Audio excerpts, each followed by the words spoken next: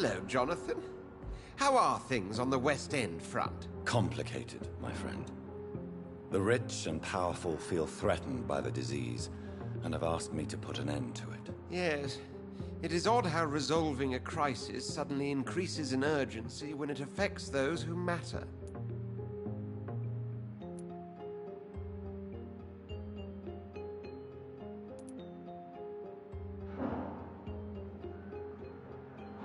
Do you know Aloysius Dawson, the famous tycoon, is well versed in vampire and occult knowledge? No, I did not.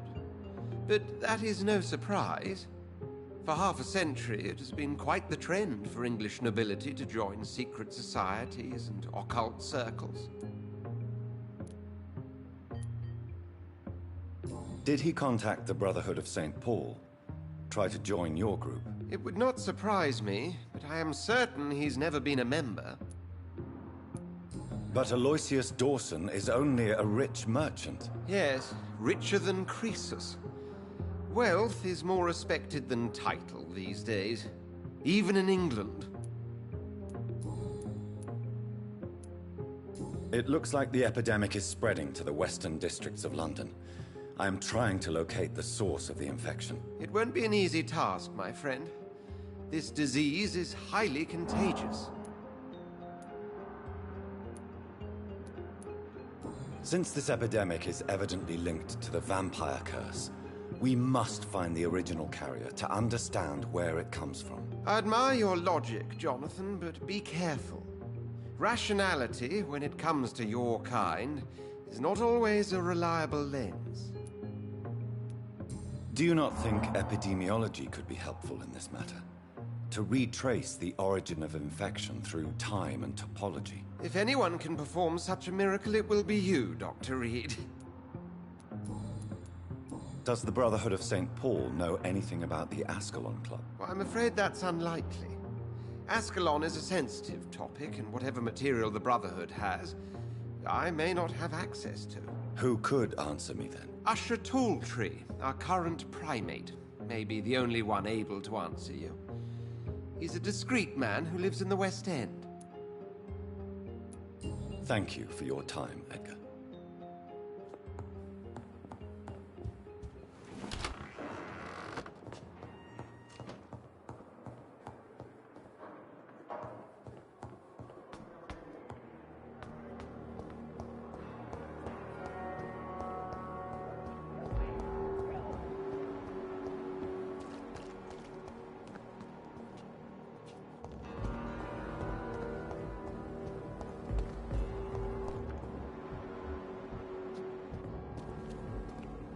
Good evening, Nurse Brannigan. Good evening, Doctor. Goodbye, Nurse. Call me if you need assistance. Good evening, Nurse Brannigan. Good evening, Doctor. Goodbye, Nurse. Call me if you need assistance. Another night. Good evening, sir. So it is true. The famous Dr. Reed has joined us.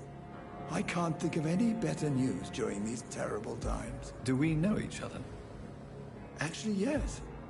We met once before, at the Rockefeller University in New York. Dr. Tippett, yes, I remember. I was assisting Professor Carell in his research about coronary bypasses. He had nothing but praise for you. He was also very confident about your future. And look at you now. Eminent surgeon and blood transfusion specialist.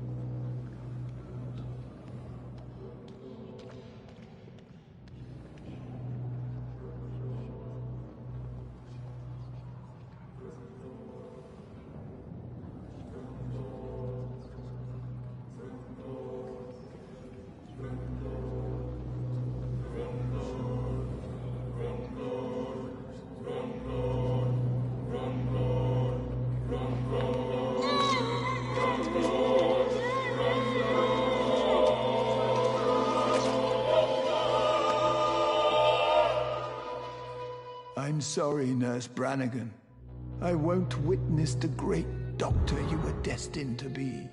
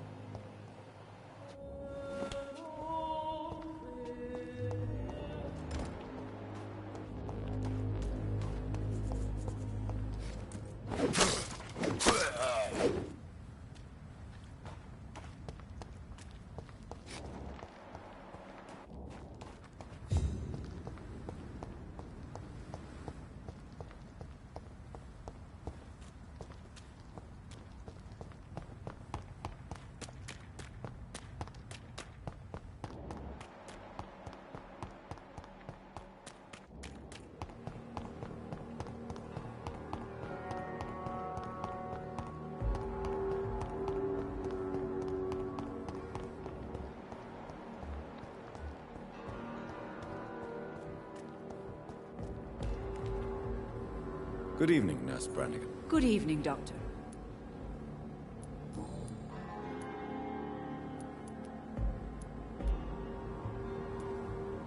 Why does Dr. Tippett claim you're the main reason he keeps working, despite his fatigue? If it wasn't for him, I probably would have left the Pembroke years ago. Dr. Tippett does not think of you as just a nurse anymore, does he? If you're suggesting he's not taking my gender into consideration when it comes to medical practice and knowledge, I really hope he doesn't. Tell me what Dr. Tippett did.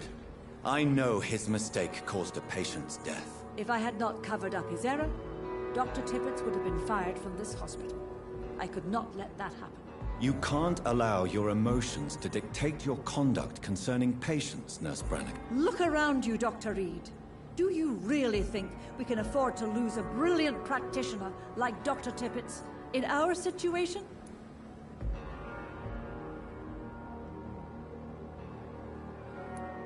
I can't say I approve of what you did.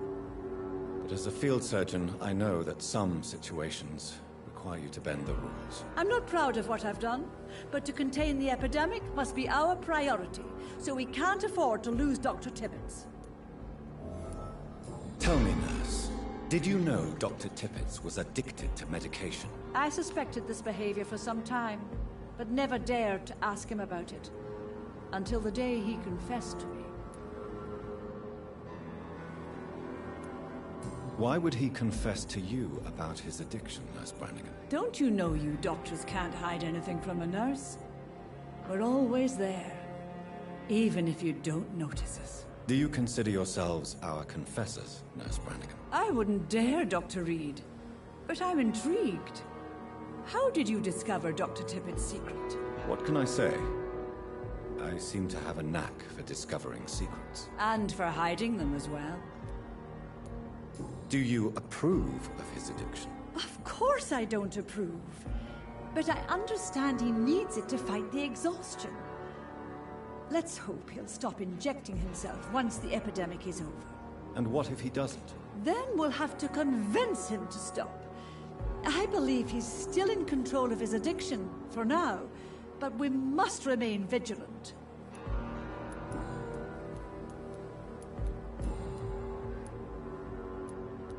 I'm not familiar with all the staff yet. Perhaps you could help me. Brilliant professionals, most of them. Dr. Swansea has a gift for recruiting talent. Most of them. Is there a problem I should know about, nurse? It would be inappropriate for me to speak ill of a colleague.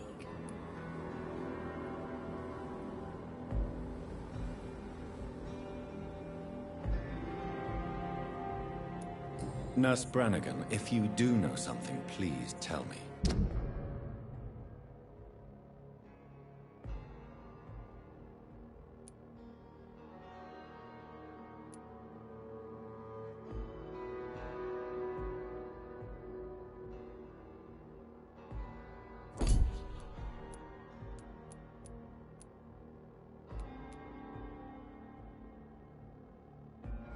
Anything you say will be held in confidence. No.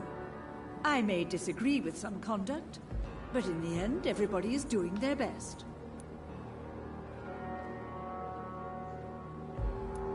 Is there anyone that stands out? Well, I have never met someone as dedicated as Dr. Tippets.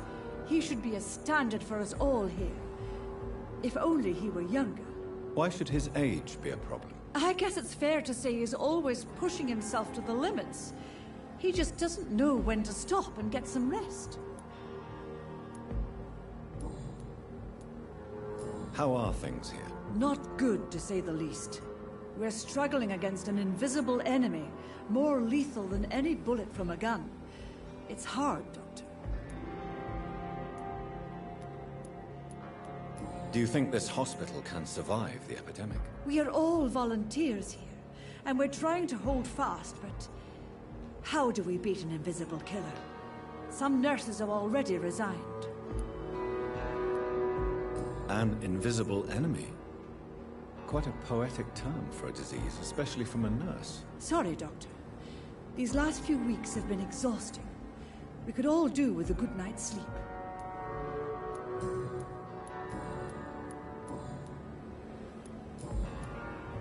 Goodbye, nurse. Call me if you need assistance.